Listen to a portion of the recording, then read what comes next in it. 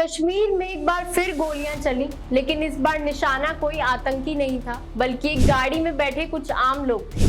एक माँ, एक पिता और दो मासूम बच्चे, जोया और आयान। नमस्कार, स्वागत है आपका जीवन 24 में और मैं हूं आपके साथ मानसी सहगल। 7 मई की सुबह पूरी दुनिया में भारत द्वारा पाकिस्तान पर किए ऑपरेशन सिंदूर की चर्चा थी। पूरे देश में लोग इसी खबर की बात कर रहे थे। दिल्ली से करीब 900 किलोमीटर दूर जम्मू कश्मीर के पूंछ में ऑपरेशन सिंदूर से अनजान एक परिवार के लिए ये दिन आम दिनों जैसा ही था। घर के दो जुड़वा बच्चे जोया और आयान सुबह तैयार होकर अपने स्कूल गए। वो मासूम बच्चे दुनिया की खबरों से अनजान दोपहर को स्कूल से घर लौटते हैं। अम्मी ने दोनों की पसंद का खाना बनाया था। खाना खाकर दोनों बच्चे खेलते हैं। शाम ढलती है और दोनों अपना होमवर्क करके रात का खाना खाते हैं। भारत और पाकिस्तान के बीच चल रही खूनी जंग से अनजान ये बच्चे अपनी मां के साथ रात में सोने चले जाते हैं। बच्चों के पिता रमीज खान, जो खुद टीचर हैं, और उनकी पत्नी उरूसा दोनों बच्चों के साथ गहरी नींद से जाग जाते हैं जब उनको तेज धमाकों की आवाज सुनाई देती है। आवाज इतनी तेज थी कि पूरा परिवार दहशत से भर जाता है। किसी तरह वो लोग रात काटते हैं और सुबह होने का इंतजार करते हैं। बच्चों के मामा को फोन किया जाता है और सुबह अपना घर छोड़कर सुरक्षित जगह पर जाने का फैसला लिया जाता है। सुबह 6 बजे बच्चों के मामा आते हैं और पूरा परिवार राहत की सांस लेता है कि वो लोग अब किसी सुरक्षित जगह पर चले जाएंगे। रमीज खान अपने बेटे अयान का हाथ पकड़ते हैं और उरूसा अपनी बेटी जोया का हाथ थामती है और ये लोग घर से बाहर निकलते हैं। घर से चंद कदम चलते ही अचानक एक तेज धमाका होता है और चारों तरफ चीख पुकार मच जाती है।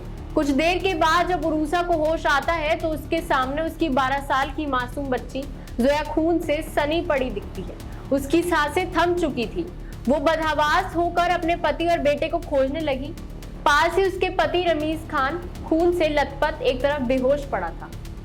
उसकी दिल की धड़कनें इतनी तेज हो रही थी कि उसे अपनी चोट का एहसास ही नहीं हो रहा था। वो इधर उधर भागती हुई अपने बेटे अयान को ढूंढने लगती है। तभी कुछ दूरी पर एक आदमी नजर आता है जो एक 12 साल के बच्चे की टूटती सांसों को थामने की कोशिश कर रहा है। वो उस बच्चे के सीने को बार बार दबा रहा था, लेकिन वो नाकाम रहा और वो बच्चा भी वहीं दम तोड़ देता है। ये बच्चा कोई और नहीं, अयान ही था। उरूसा की आंखों के सामने उसके दिल के टुकड़े, उसके दोनों बच्चों की दर्दनाक मौत हो गई और उसका पति गंभीर रूप से घायल है, उसके सामने पड़ा था। एक पल में ही उसकी दुनिया ही उजड़ गई। पिछले कुछ दिनों से भारत और पाकिस्तान के बीच चल रहा तनाव तो खत्म हो गया। गोलियों और मिसाइलों की बरसात भी थम गई, लेकिन उस तूफान के थमने के बाद ऐसी कई भयावह तस्वीरें सामने आई जिसने सबको झकझोर के रख दिया है। कई मासूम लोगों ने अपनी जान गंवाई। पाकिस्तान की तरफ से हुई बमबारी में पूंछ के 2 जुड़वा भाई बहन अयान और जोया की जान चली गई। उन बच्चों की जिंदगी अभी सही ढंग से शुरू भी नहीं हुई थी और उनको ये दर्दनाक अंजाम मिल गया। बच्चों के पिता इस बात से अभी भी अनजान है कि उनके बच्चे अब इस दुनिया में नहीं रहे हैं। हॉस्पिटल में जिंदगी की जंग लड़ रहे हैं। माँ खुद घायल है, लेकिन अपने दर्द को दरकिनार करते हुए पति को हॉस्पिटल में भर्ती करवाकर अपने दोनों बच्चों को अपने हाथों से दफन करती है। अयान और जोया का तो शायद जंग का मतलब भी नहीं पता होगा।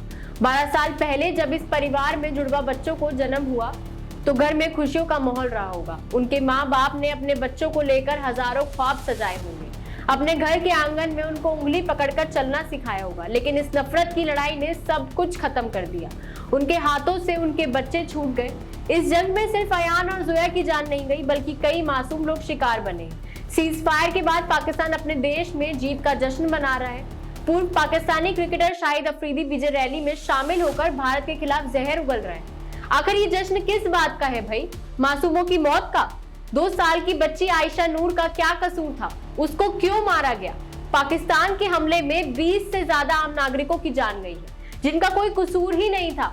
इस अघोषित जंग में हुए नुकसान की भरपाई तो शायद हो जाएगी, लेकिन जिन लोगों की जान गई वो कभी वापस नहीं लौटेंगे और उनके परिवार के लोगों को जो जख्म मिला है वो जिंदगी भर नहीं भरेगा। तो अभी के लिए इतना ही। ऐसी और तमाम खबरें जानने के लिए देखते रहिए जीवन 24।